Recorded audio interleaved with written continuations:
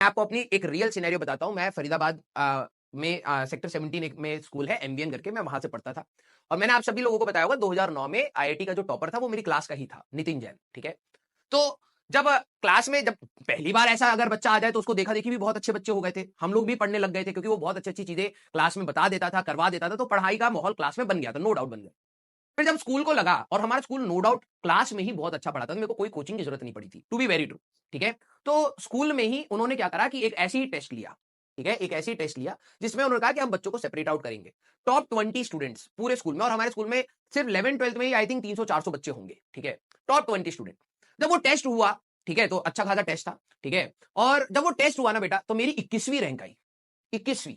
ठीक है, 21। तो अब मेरे को जैसे उन्होंने टॉप 20 की लिस्ट बनाई, मेरे को इतना, मतलब जो सबसे ज्यादा बुरा किसी को लगता है वो 21वीं वाले को ही लगेगा, है ना। अगर 100 तक सिलेक्शन हो रहा है तो जिसकी 101 रैंक आई होगी उसको बहुत बड़ा दर्द हो रहा होगा, है ना। तो मेरा जो सिलेक्शन था, मेरा मैं जाके फिर अपने प्रिंसिपल से भी बात करी। मैंने कहा कि सर एक ही तो वो है ना, मैं 21 हूं सर, मेरे को भी ले लो, मेरे को भी ले लो। जो आपके अंदर जो है इशू ना, वो एज ए स्टूडेंट सभी में होता है। जो पढ़ना चाहता है वो उसको लगता है कि वहां पर कुछ ऐसी चीज हो जाएगी। लेकिन प्रिंसिपल सर ने एक खास बात बोली कि बेटा, पहली बात, अगर मैं आपको लूंगा तो फिर 22nd वाला बोलेगा कि वो 21st तक सिलेक्शन हुआ है, सबसे ज्यादा दुख तो हमें 22 वाले को है।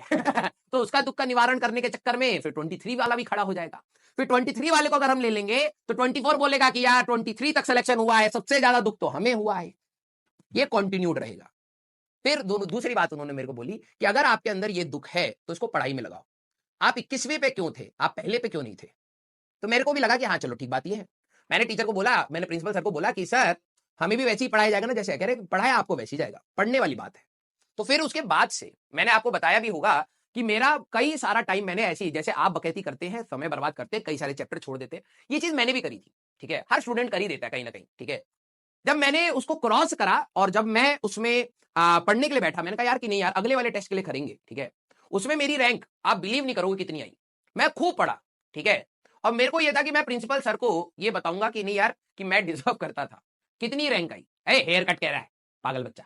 ठीक है, हाँ, दिन रात बराबर कर दिए थे मैंने, दिन रात। फर्स्ट कह रहा है 112, 112, 112। ठीक है। बच्चे सोच रहे मोटिवेशन कहानी है, ऊपर ही गए होंगे। बेटा मोटिवेशन की कहानी इतनी डिमोटिवेशन में कन्वर्ट हुई, 112 रैंक आई। ठीक है, 112। हंस क्या रहे हो, रियलिटी है। मैं तो भाई साहब सोच रहा था प्रिंसिपल सर को धमका दूंगा कि आपने देखो एक हीरा छोड़ दिया। ठीक है, अब मेरे को क्या पता था कि इतनी पीछे जाएगी। मैं टेस्ट देके आया, मैंने कहा कि सर अगली बार मेरा मेरा बैच में आना जरूरी है और मैं इतना अच्छा पेपर देके आया हूं, मेरा तो होगा ही होगा। जब लिस्ट लगी तो 112वीं रैंक थी।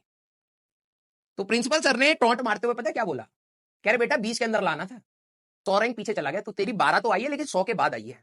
ठीक है, ये प्रिंसिपल सर ने हंसते हंसते बोल दिया। मेरी फिर ईगो हर्ट हुई। ठीक है, मैंने कहा यार ऐसा कैसे हो गया, इतना मेहनत करी और 112वीं रैंक। ठीक है, फिर मैंने दोबारा से पढ़ाई स्टार्ट करी और उसके बाद मैं पहली बार तो 19वीं रैंक आई, फिर 18वीं रैंक आई, फिर 17वीं रैंक आई, 2-3 टेस्ट हुए। बहुत ज्यादा इंक्रीमेंट नहीं हो रहा था लेकिन यस मैंने बाउंस बैक करा। ठीक है, जो आपके अंदर लगन है, ठीक है, अगर आप उससे करते रहेंगे। और देखो जो टॉप 20 के स्टूडेंट्स थे जो फाइनली सेलेक्ट हुए, ठीक है, उस बैच में जब जेई का पेपर हुआ, ठीक है, उसमें से सिर्फ 8 बच्चों का सिलेक्शन हुआ। मैं ये कह रहा हूं टॉप 20 में से 8 भी बहुत बड़ी बात है, जिसमें फर्स्ट रैंक भी उस बैच से निकली। ठीक है, जो सेकंड रैंक थी वो 32 रैंक थी निखिल गोयल की। ठीक है, आईटी दिल्ली में उसको मिल गया था ब्रांच। ठीक है, 8 बच्चों का सिलेक्शन हुआ, तो मेरे को ये लग रहा था। और उसके बाद जो टॉप 20 के स्टूडेंट्स के बाद भी कई सारे बच्चों का सिलेक्शन हुआ था। It's never about the batch, it's about how you are going to study in the batch.